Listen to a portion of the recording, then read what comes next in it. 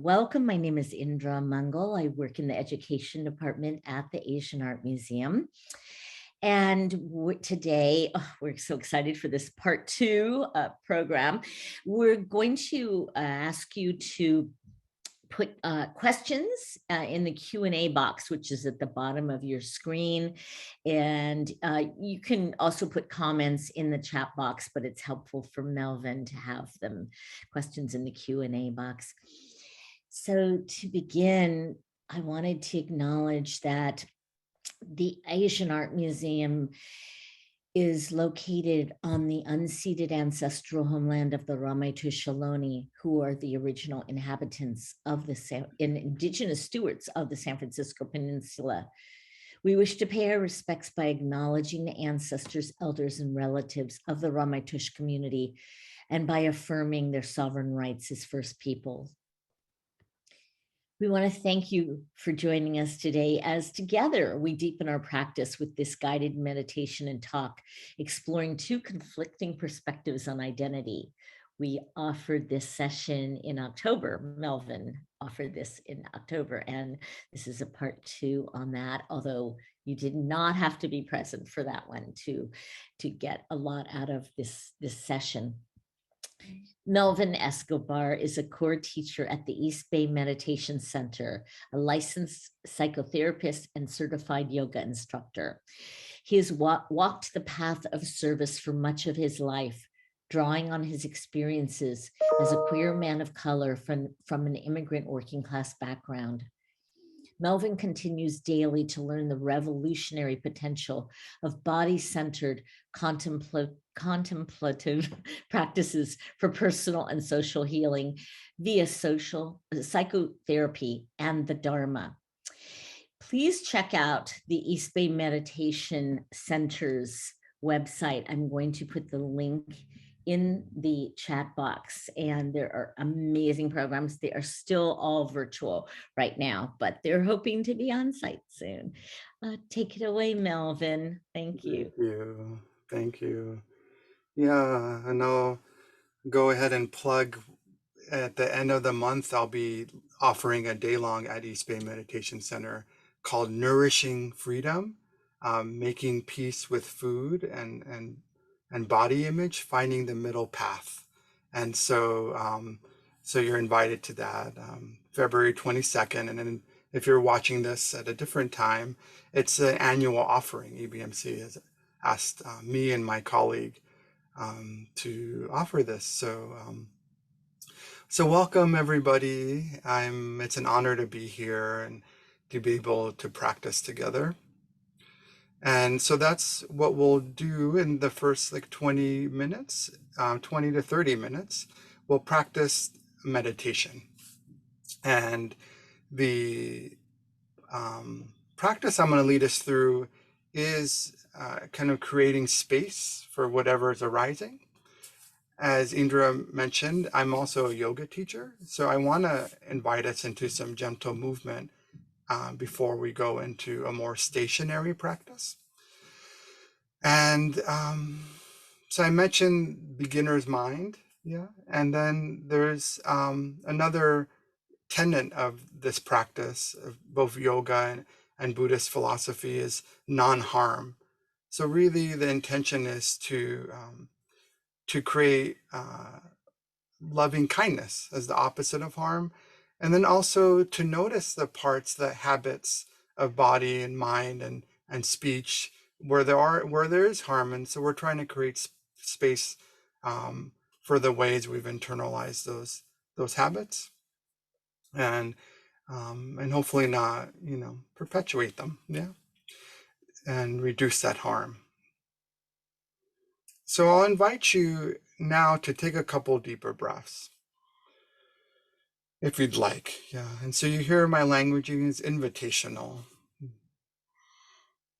And maybe your body wants to make some bigger movements. Just maybe you give yourself a yawning sort of stretch.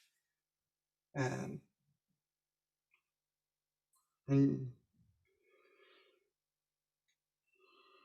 then I'll invite some movement in your shoulders. So if you'd like to gently shrug your shoulders up towards your ears and then exhale them, lower them. So inhale up and exhale down. And do this a few times if you'd like. Inhale up and exhale down.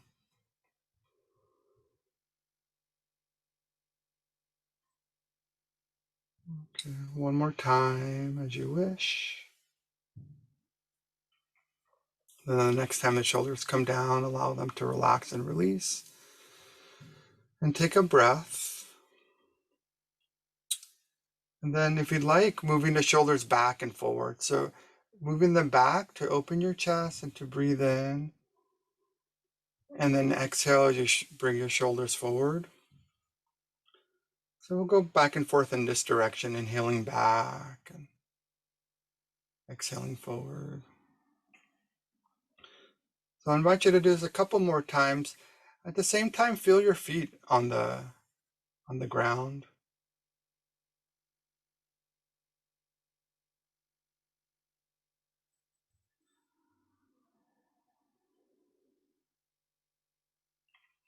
The next time the shoulders come back, return them back to neutral and take a breath. So I'll invite us into some movement for our wrists. So if you'd like, circling your wrists in one direction.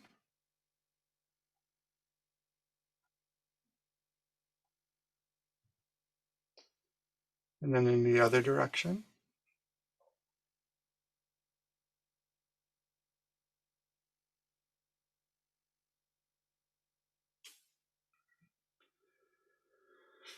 And if you'd like, interlace your fingers, and if it's available, if it feels good to you, bringing your palms to face the ceiling,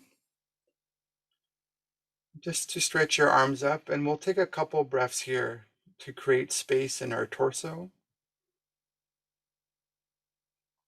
So feel like you can fill your whole torso with breath as you breathe in 2 more times.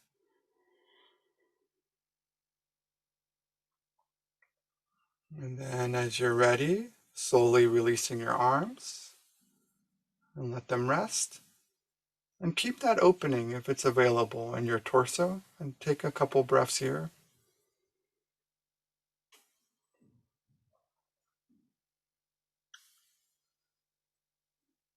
So whether you're seated or lying down or standing, this posture of meditation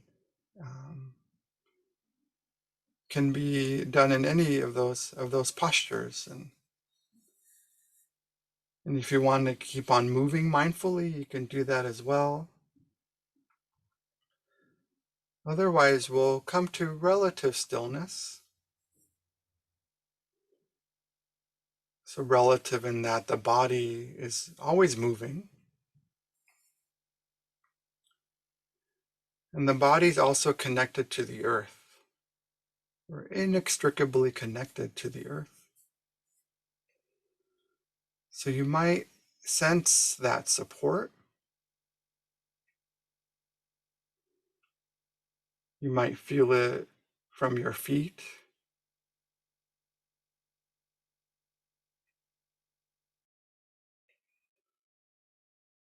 So otherwise, your whole body is supported by the earth.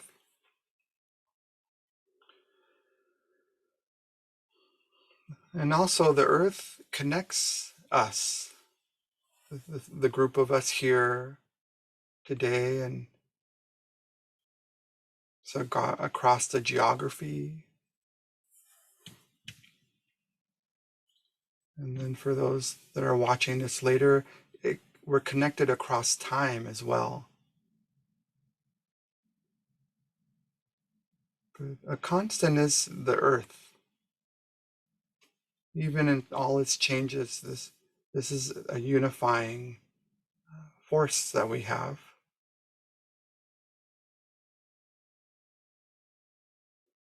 So just as the earth feels and experiences itself as it is, we can take from that wisdom and And know that we are more than our bodies, but that our bodies are precious, and this is the way that we connect to the vastness.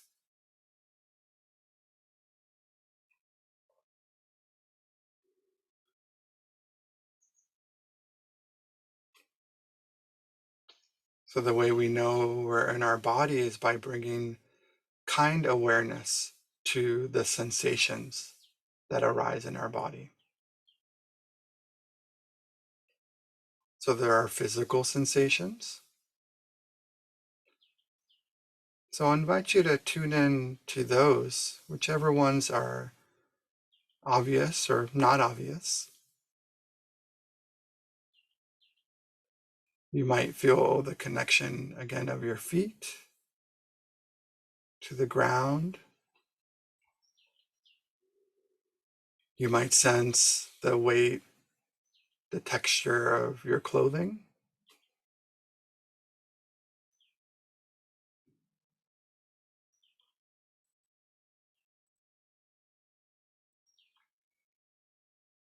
And there's also the physical sensation of sounds. So sounds come to our eardrums, and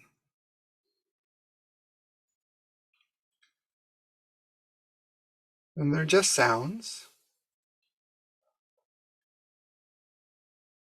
Sometimes it's helpful to label them as pleasant or unpleasant or neutral,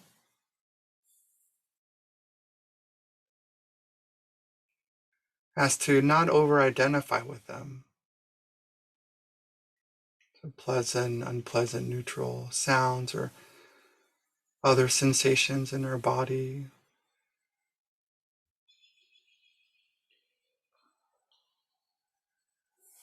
And ideally, we come to a kind of neutral place to tether our attention to.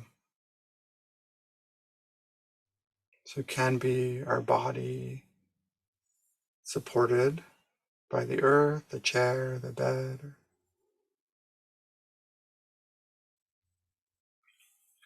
It can be our breath.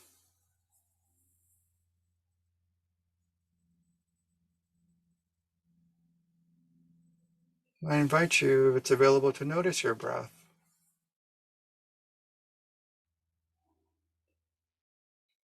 The rise and fall of your chest and your belly.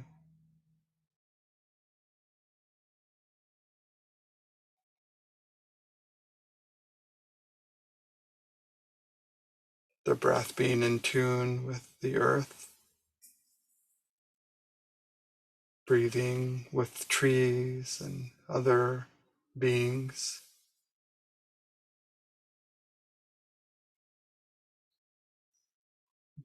Yet a unique experience in your body. Every breath is a breath you haven't breathed before.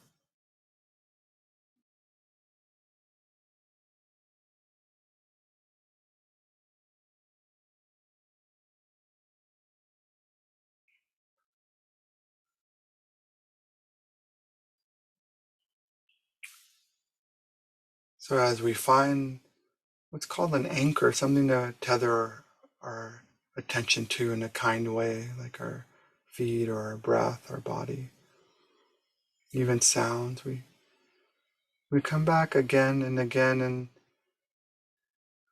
when we do that, when we practice that, it creates more space for the other sensations of our body, of our experience, like feelings and thoughts.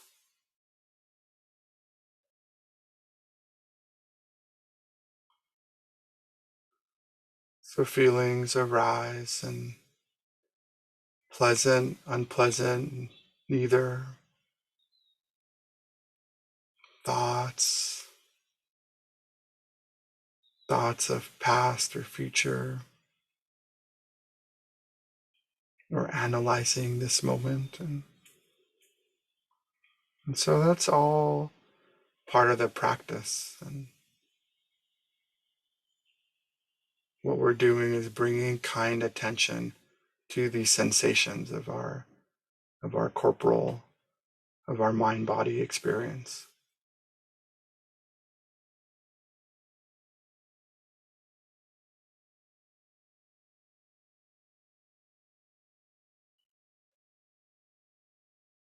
So the invitation, the encouragement is to come back again and again to your breath or your body. Some neutral grounding, anchoring. And when we do this, we, in moments, start to see things a bit more clearly.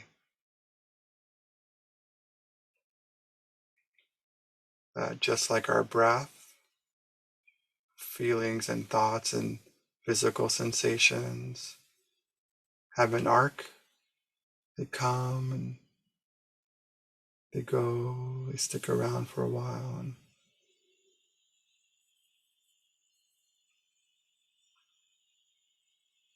But we practice to not over-identify with these sensations.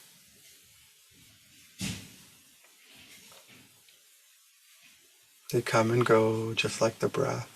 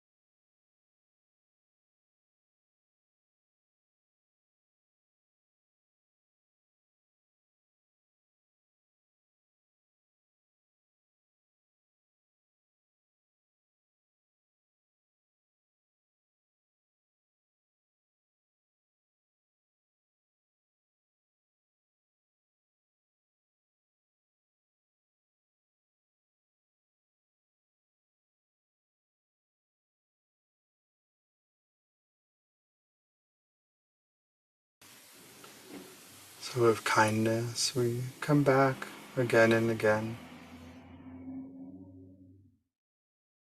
Whatever sensations are arising are part of the practice.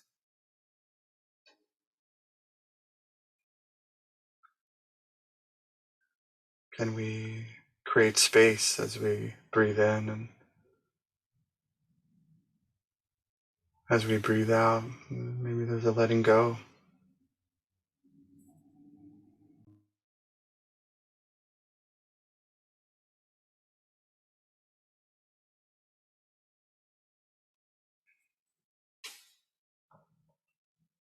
Breathing in spaciousness, and breathing out, letting go, letting yourself be just as you are, letting the moment be just as it is.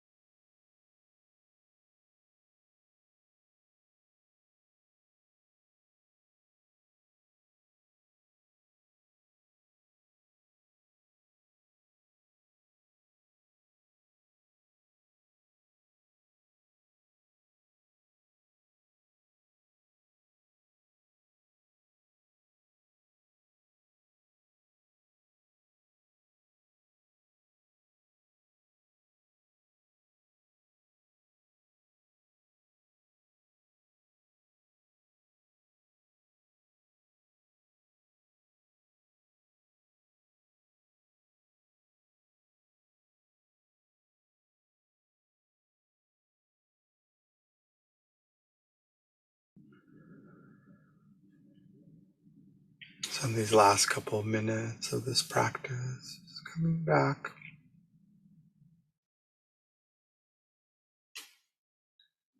Is there a way the in-breath can create space? And the out-breath, a letting go.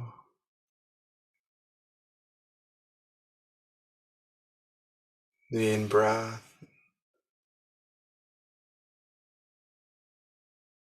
the out-breath.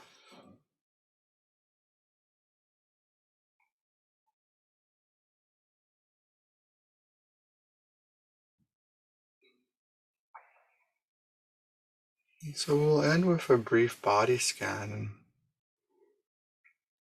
starting with our head and our facial muscles. If there's a breath that you'd like to send on the next inhale or so to create space in your facial muscles and your ears. And as you exhale, there's a letting go of your jaw, your tongue.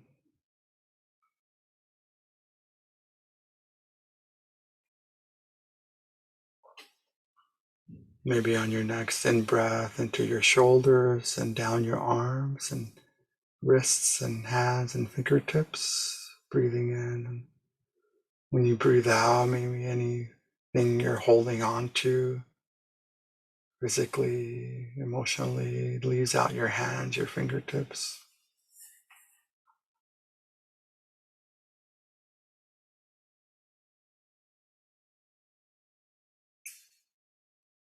And pausing in the hands and noticing sensations in your hands and the aliveness in your hands.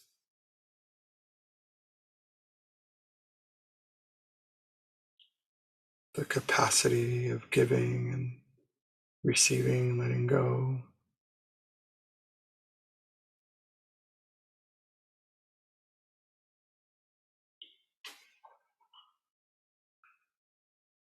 And then our torso. So you'd like to breathe into your torso a couple times and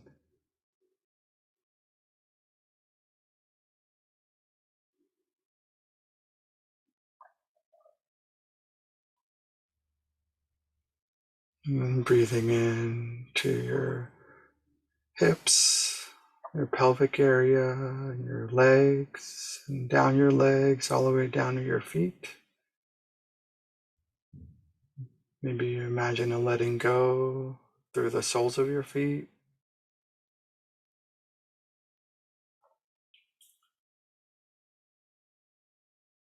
And then we'll end with 3 breaths.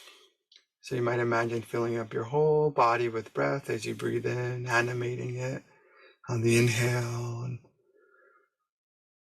exhaling. If you want to make a relaxing sigh on the exhale or whatever sound, feel free to do that. And I'll invite some movement here to gently create a little bit more energy in your body. And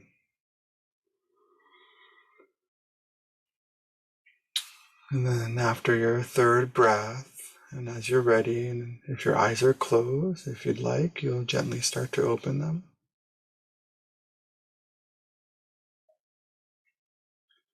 Making our way back to the Zoom room. Maybe noticing in yourself, your mind, body, heart, any difference from the beginning of this practice to now. There's no right or wrong. Just noticing your experience. This brand new moment and a brand new breath. And I'll segue into the talk in that this concept of non-self and interrelatedness. So as we were breathing together and with the earth and the beings, that there is this remembering of our interbeing, of our interdependence. And this very complex web. And it's been my experience and the experience of many meditators that in moments we are reminded of that interconnection in a visceral way. I've had the fortune of working with babies as part of my career. It's about 20 years ago now, but I spent 2.5 years with babies and that were diagnosed with developmental delay and disability. And so I've had the fortune of being around other babies as well. And all babies have this sense, a very visceral, profound sense of interdependence and interrelatedness. And I imagine that child is still in each of us, right? We didn't grow out of, it seems like we grew bigger. Yeah. And so sometimes I try to imagine that, or remember that wisdom is still with us.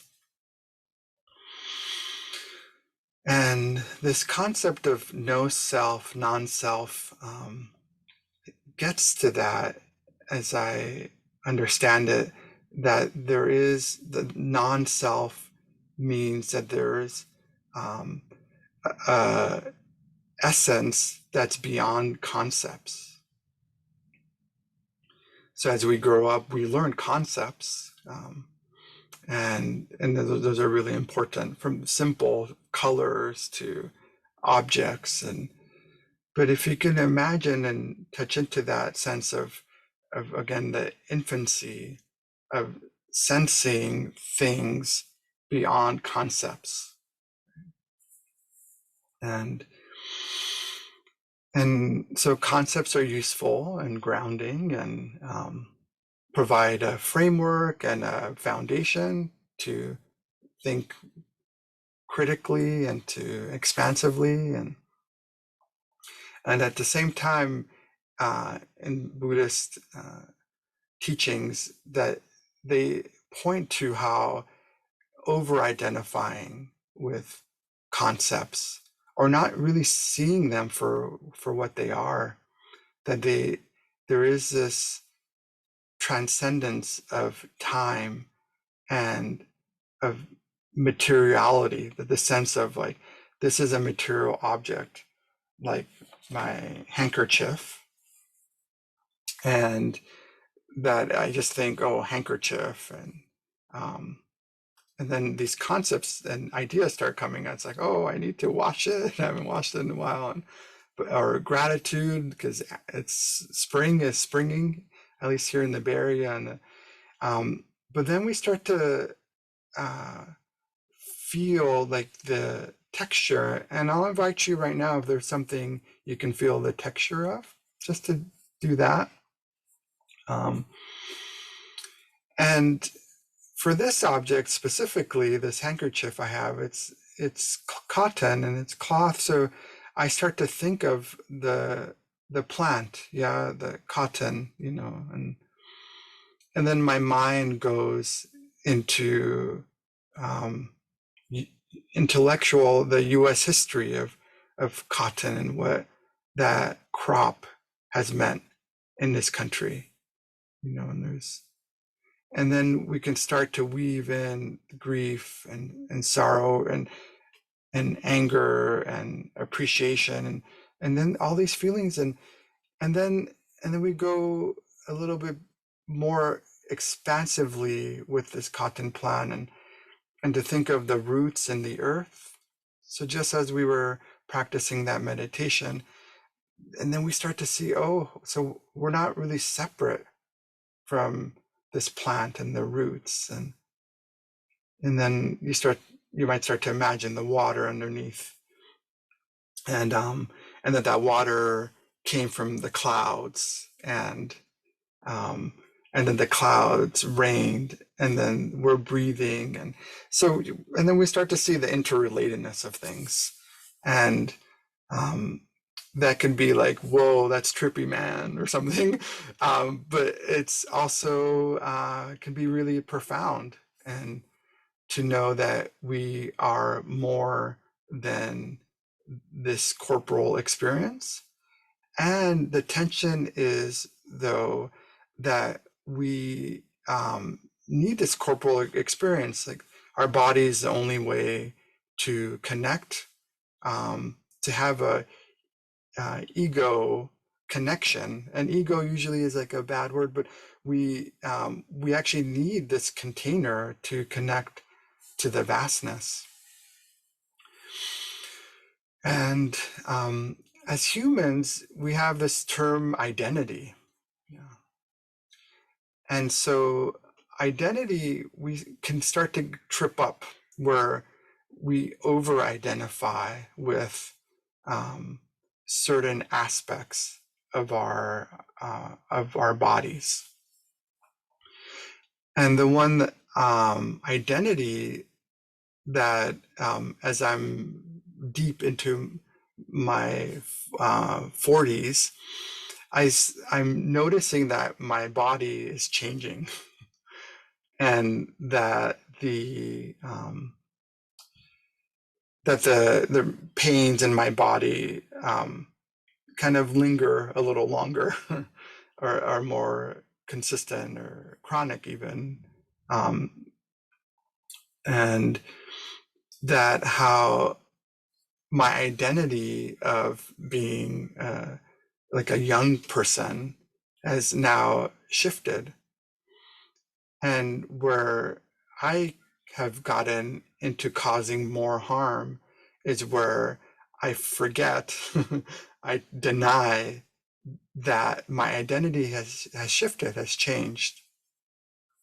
And so that I might push my body to a point of harm where I'm not being aware of what it needs, that, and that in a term is mindfulness, this coming back again and again with kind awareness, with the intention of reducing harm.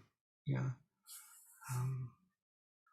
And so the identities are always shifting, and where we come back to them, that's one example where it's not helpful to come back and over identify with that identity. And when we talk of this non-self, so in the last talk, when I was last here at Asian Art Museum, I talked about the 3 marks of existence.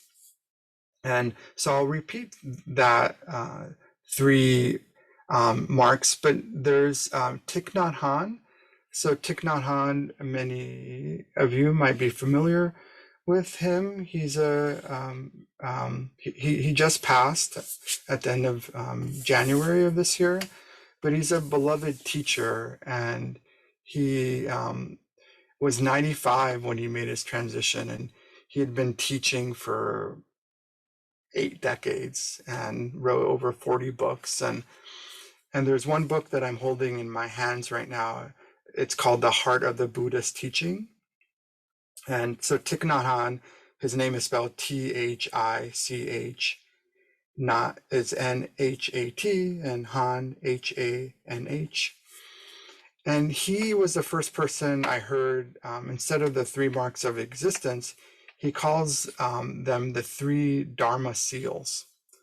So non-self is one of them, and impermanence. So this is what I've been alluding to thus far in this talk, that things change. Yeah. And the 3rd Dharma seal that Thich Nhat Hanh talks about is Nirvana. So usually dukkha, and this is a Buddhist word, Dukkha, is one of the ways to Latinize that word, and it translates into unsatisfactoriness or suffering. And looking back, and since the Venerable Thich Nhat Hanh has passed away, I've been going back to his books, and this is definitely my favorite. And him talking about nirvana had reminded me about how my aging body and the other ways that my body and its identities are marginalized, that when we don't fit the dominant culture, and which we can make specific identities, but once we start to break it down, we start to see, although not to do a false equivalency, there are definitely, like, part of my identity is as a gay man, and so it's definitely a marginalized identity, and there are other identities that are really marginalized. Yeah. And at some point, there's times that we were taught that we are not um, acceptable as we are, and so this third seal of nirvana to me points to the importance of connecting to the joy and pleasure of our corporal experience. And for those of you that have been around Buddhist circles a lot, I know when I came to this practice, I always thought, wow, it's so dour. It's always about dukkha, the suffering, and but when I started to investigate the teachings further, I started to see that this aspect of nirvana, or joy and pleasure, are part of the path, and even essential, and to give us energy to keep on practicing. And so I just want to read a little bit from Thich Nhat Hanh's chapter on the Dharma seal, and about impermanence. Understanding impermanence can give us confidence, peace, and joy. So understanding impermanence can give us confidence, peace, and joy. It does not necessarily lead to suffering. Without impermanence, life cannot be. And that makes me think of, as I was talking about babies, that if it weren't for impermanence, we wouldn't have grown to our current selves. Yeah. And we wouldn't, the cycles of the seasons wouldn't change. And then the concept of impermanence also helps me hold some of the grief and suffering around climate catastrophe, that it is of the nature of nature to change, and not to deny that suffering. And I want to say that it's too much for any one person to hold, and that's where being in beloved communities and with others that are practicing practices like Buddhism and other wisdom traditions, where we are wanting to reduce harm in the world by looking at ourselves, how we've internalized that harm, and how, and this is an age-old question, it's, with so much urgency, do we focus all on action, and at the same time bringing the wisdom of how we are part of the whole, that we're interdependent, and there is no measuring that in a way that would predict how impermanence is gonna do its thing exactly, but that we can actually trust in things changing. Yeah. Thich Nhat Hanh says, yeah, if it without impermanence, oppressive political regimes will never change. We think impermanence makes us suffer, and but even suffering isn't permanent. Things, when we actually suffer, when we think that things are not changing, even if they're changing not as fast as we want, or very subtly, or changing into a more unpleasant direction, that I think there's a refuge we can take in that reality. And and the non-self teaching is really challenging, and when there is parts that, if we see that clearly, that there are parts of me that aren't separate from everybody else. And so when I am really aversive or pushing something away, that mindfulness gives me the space to see what part of me is in there, you know, and to handle that more skillfully.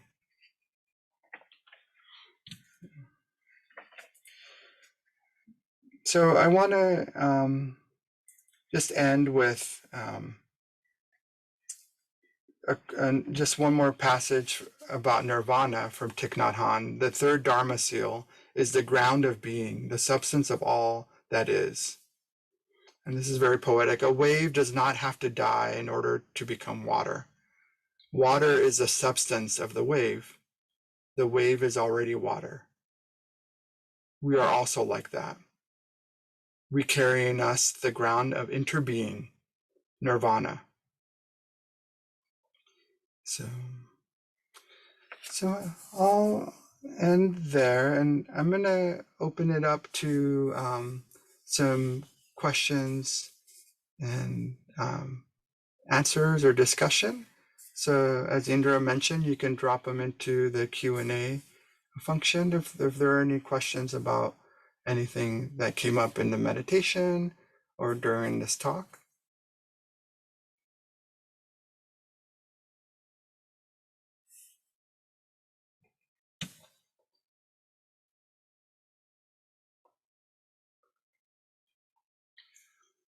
And I realized maybe I went too quick into it. Maybe we just come back. Let's just ground into our bodies again. And that was, this non-self is kind of, I mean, it's really abstract in my opinion. So maybe we just connect to our bodies again, and invite you to feel your feet, and connect to your heart, your body, mind, and notice that the mind is always planning or remembering or analyzing, and but at the core is this like the quote I just read, a part of the wave, yeah, part of the water.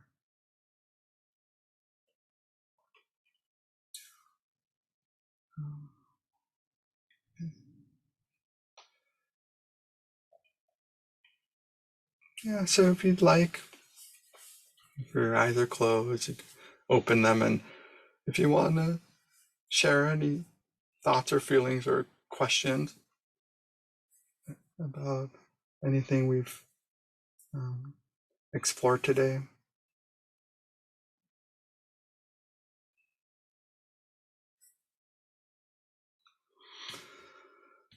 Okay, so yeah, if you wanted to learn more about not self, are there any books you would recommend? So the book I've been reading from is The Heart of the Buddhist Teaching by Thich Nhat Hanh. So that's a book I would recommend, and off the top of my head,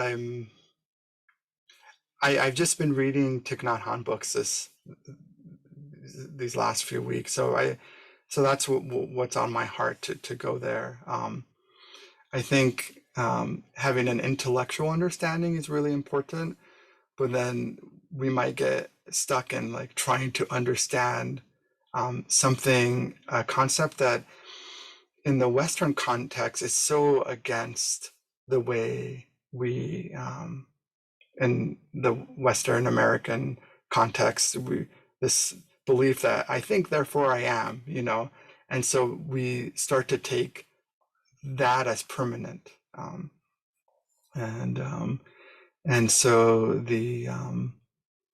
So the not self, the non-self, is an affront to our over-identifying.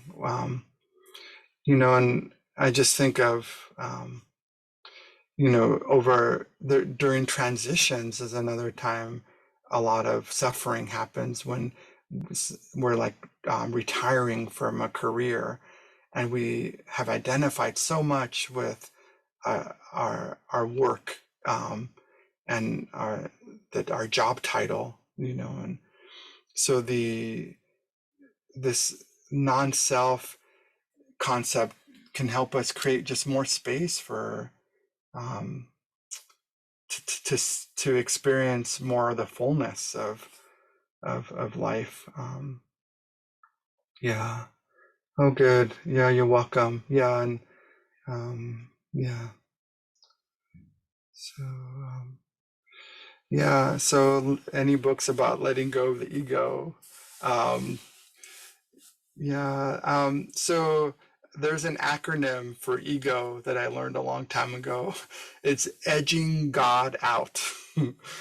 And God, for me, in the Buddhist sense, is this interconnection, the oneness, And so, as I mentioned in the talk, I it's a both and, like, that we need our ego, like, to drive our car and to experience the world. And then ego, when it becomes over, it's really like simplifying our wonderful experience, and ways we do that is like that we often only want to feel pleasant feelings, or that when we feel unpleasant feelings, then we're doing something wrong, or if my body doesn't look a certain way, or I'm not making this money, or that. So that's where the ego becomes a metaphor for how we've been conditioned to view our body, mind, heart, and the world in a certain way. So, so the book that's coming to me is the book of life, of your life. Is the book to look to for ego, and definitely to be around. So they're the books of the Dharma, yeah. And then there's the book of Sangha, of the spiritual community. So in Buddhism, that's called the Three Refuges. So that we take refuge in that, and then we start to see that the first jewel, the first refuge, is our Buddha nature. So that there's nothing wrong with us, yeah, or our ego, but at the same time, the ego is conditioned. That's the metaphor that I think of when I hear the word ego. It's the conditioned experience, and the conditioned mind, smell, all our senses. The sense of the mind in Buddhist psychology is one of the six senses. So that when we slow down, we start to see, oh yeah, this is conditioned, and it's not bad necessarily. Again, we need our ego to do our things, brush our teeth, and those simple things. And then we also use our ego to see the parts that we haven't healed, and the parts that we are not allowing ourselves to care for others. Yeah. And because there is no other, yeah. And so ego can help us, like, feel a solidity, even actually integrity, so that we can from there be responsible for our actions. And then also Thich Nhat Hanh talks a lot about this: plant seeds for beautiful, for flowers, for beautiful actions to arise in the future.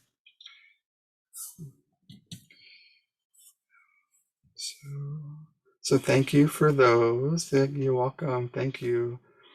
So I am going, there's one comment. Okay. So wonderful, everybody. So I'm gonna end our time together. We have 2 minutes left with coming back to our formal practice of being in our, you're welcome, and being in our bodies, and We're always embodied. We just forget, and that's not wrong. It just is. And so I invite you, if it's available, to feel your feet on the ground and to find your breath.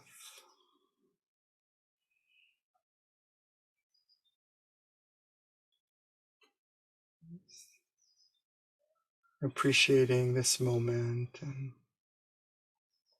just as it is.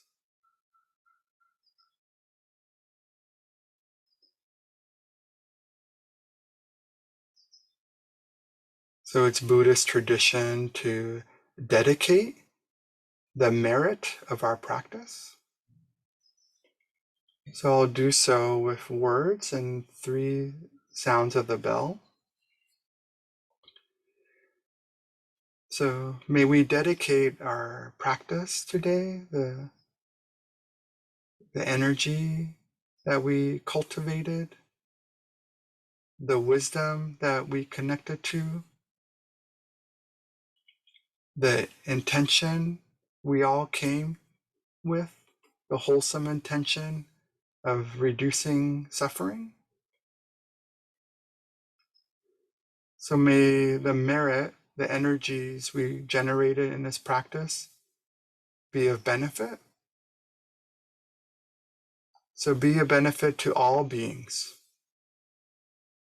the human and more than human, us and the Zoom, of course, included, in all beings, in all directions. May all beings be free from suffering.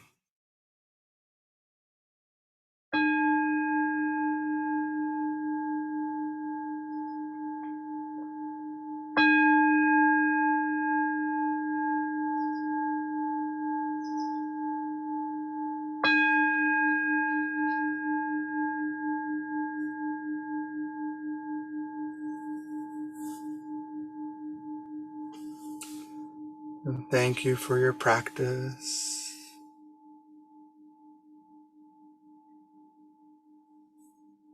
And take good care. And until next time.